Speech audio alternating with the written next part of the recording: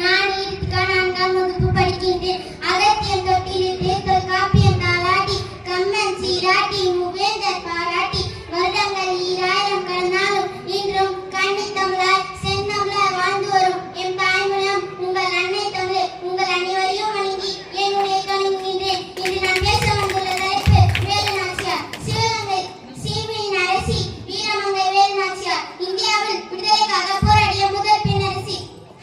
1730ஆம் ஆண்டு ராமநாதபுரம் மன்னர் முத்துவர்மன் தேவர் சேதுபதி அவர்களுக்கு மகளாக பிறந்தார்.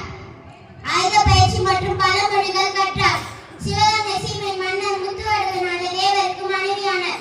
ஐரோப்பிய படையெடுப்பால் கணவரை இழந்த வேலுநாச்சியார் நாட்டை மீட்டெடுக்க பல முயற்சிகள் செய்தார். ஐதரலியை சந்தித்து உருது மொழியில் பேசி உதவி கேட்டார். ஐதரலி மற்றும் மருது சகோதரர்கள் உதவியுடன் ஆங்கிலேயர்களால் ஐதரலியை